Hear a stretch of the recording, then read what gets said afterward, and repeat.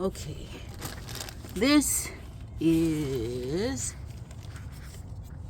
a leaking heater core supply line,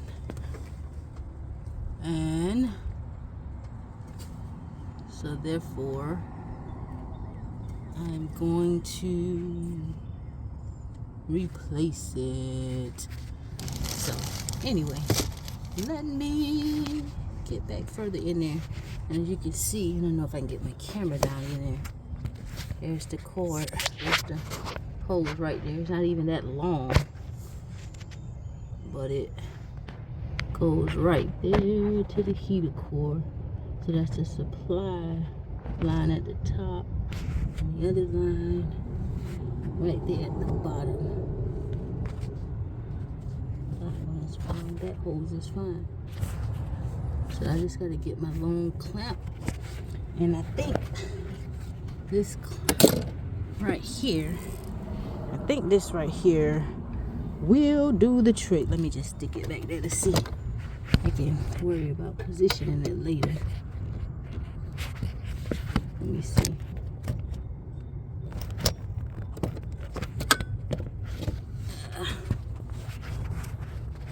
Let me get the camera so you can see. Yeah, this will do the trick. Yeah, it reaches back there. I just gotta get in a good position. God dog it. I gotta get in a good enough position the way I can be able to get that thing on there, and that will do the trick. So anyway, that's what I'm about to do now. Let me go get another stool. So I came back to my favorite store, Hose Grip Pliers, to see if this can help me get on that quick connect. See how this goes around? If I can get that right in the spot, it can press while I pull up and make it a little easier. Nothing beats a failure but a try. So let's go see. Okay, I got this hose off here.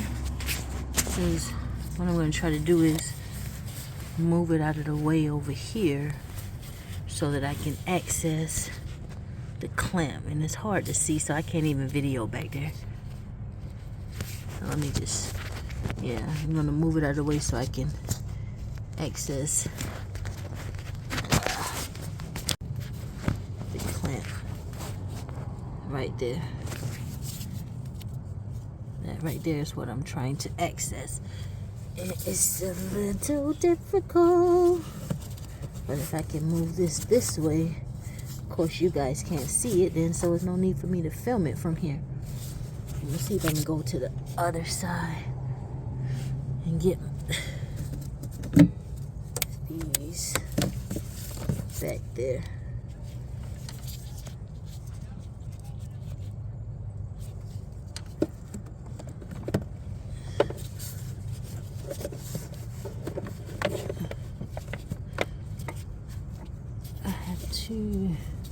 People of God, I am slowing down on getting them hose. I had to take this whole wheel cover off the seat.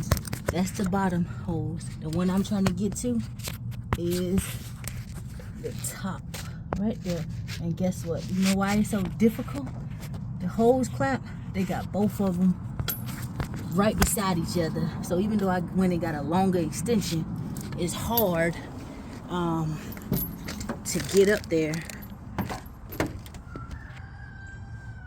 It's hard to get to that one. So let me share this hose, supply hose line removal. You will get it from the rear, from the passenger side wheel. You need to take the wheel cover off and take the wheel off on the passenger side. And you need a pair of these. You need a pair of hose clamp pliers like this. You can get it. I got these from O'Reilly's. They're like $40 because they're a specialized tool, and this does get it. I got it on there. It clamped it down. But I saw where AutoZone had some, and I wanted to see theirs just to see if there was any difference. And there is a difference. These is the one I got from AutoZone. They're also $40-something with tax and everything. But there are a difference in them. These pinch the little bracket up there on it. It just pinches it even a little tighter. With the Harbor Freight ones, it pinched it well, and I was able to wiggle it. But this is how you're gonna have to get this. If I can get the camera on it, such a tight space. This is how, if anybody has to do this, that top hose, let me get up in. So that top hose is a supply line hose to the heater core.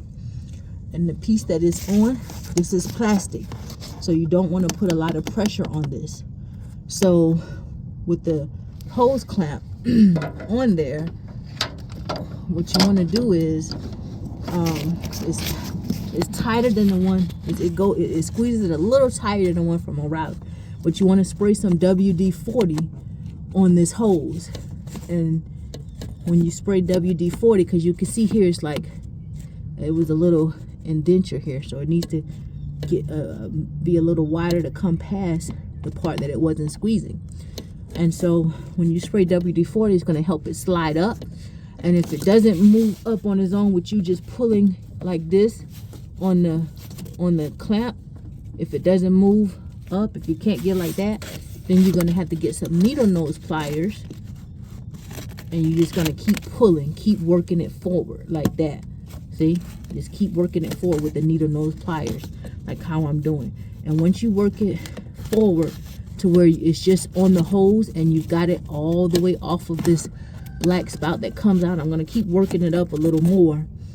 But once I'm going to have to put the phone on, but once you work it all the way up, then what you want to do, because this hose has been on here for so long, it's kind of sealed on here. So what you want to do is, once you're done work it, make sure you work it all the way up. You have to work it all the way up to it's on the hose and not on this piece here. When you work it all the way up, then you just get your box cutter and you can cut this hose. When you cut this hose, you can just peel this hose off, and that's how you will have to remove it.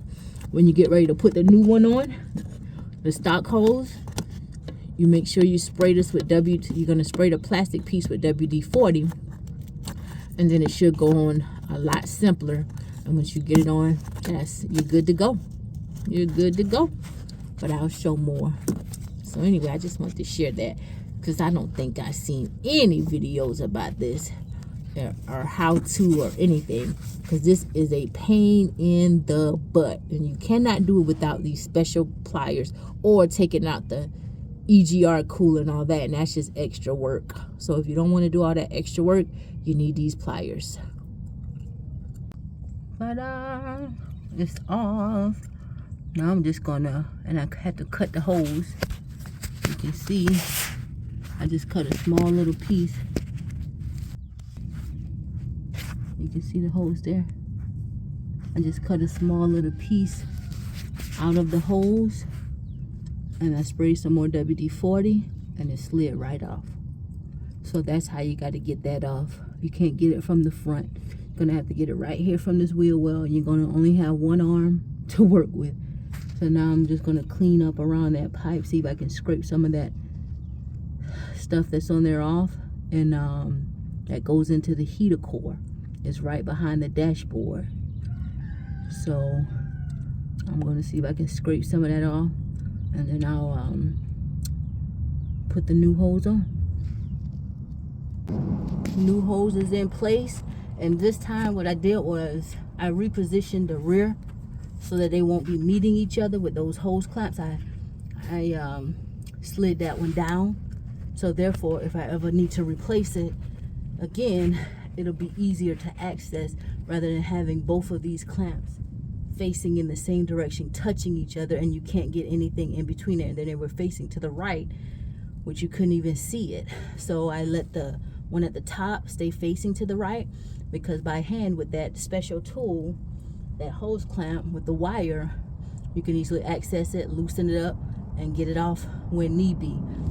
And I also sprayed WD-40 in there to get it on there pretty easily. And then with the bottom one, I didn't even take that off. I didn't even touch that. So let's go up top and fasten it on. Okay, so here we have it. I didn't fasten it down yet because apparently these are, I don't know, when I had to get the first one off, I ended up having to break this black piece and take it off So I'm assuming this may be a one-time use because it was very difficult, or maybe it was just old and stuck on there because it was old. But there it is. Just click down in place, and that's that. Now what I'm going to do, I really didn't lose much coolant taking it off. It was just the fact of trying to get into this tight space and not having the right tool, because that plier, as you can see, it's so tight you can't even if you can get the plier, like I could get the plier back there, but you see how the hose turns? There's like a slant in the hose. Well, you can get the plier up there behind it, but you still can't see. So even when I disconnected this and I was able to move it over out of the way, I pulled the hose out of the way, I could see the clamps, but when I got the plier on it, then you've got this. There's no leverage. So this EGR cooler is in the way. If you don't have an EGR cooler, then you can easily get to it. Or you would have to remove the EGR cooler, which is a lot of work, because then you got to take all this other stuff off, versus just taking a tire off, going down there, coming in from down there up under the fender well, and just accessing it with that one hand with the wire, with the special tool. You can easily get it. It's going to be stuck on there, going to be really, really tight. But once you get that tool on it, it loosens that clamp, and then you can let WD-40 do its work and slowly and surely slide that clamp on up. Now, what I don't like is the new hoses, when it automatically comes with the clamp stuck in one spot. But I'm assuming over time the heat breaks up that glue, because once I sprayed WD-40 on it, I was able to slide that clamp around. So you may have to add a little pressure and slide it around. But those are hoses going directly to your heater core, which is behind the dashboard. So now I am done with this. I think I might replace the in-cabin air filter. But yeah, that's how you replace the heater core supply line. And then the bottom one is the one that returns it, where fluid flows out of. So those are the two hoses to the heater core, and this will be where the top hose, the bottom hose runs to. And obviously this will be simpler to get off, but when you got that tool, it's easier to get back up in and to get them. So that's that. Now it is complete. No more leaking coolant. Hope that helps somebody. All right, I got everything back in place, the vacuum cover, all the bolts and wrenches and everything, and now I'm gonna crank it up, and we should see no more coolant seeping from around that hose. Let's crank it up.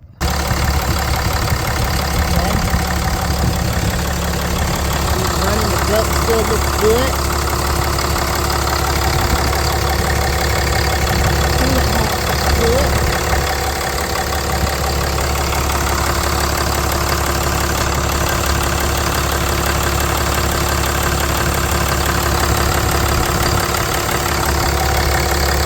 I'm going to let the system build up some pressure. I'm going to leave it running.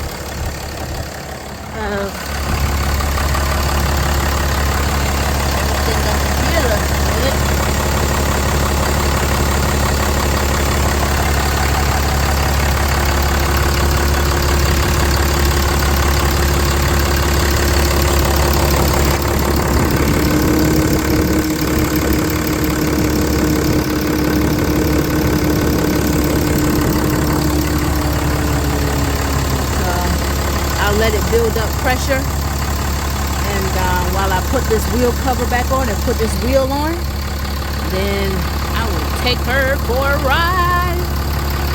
So that's all to the heater core supply line, supply hose.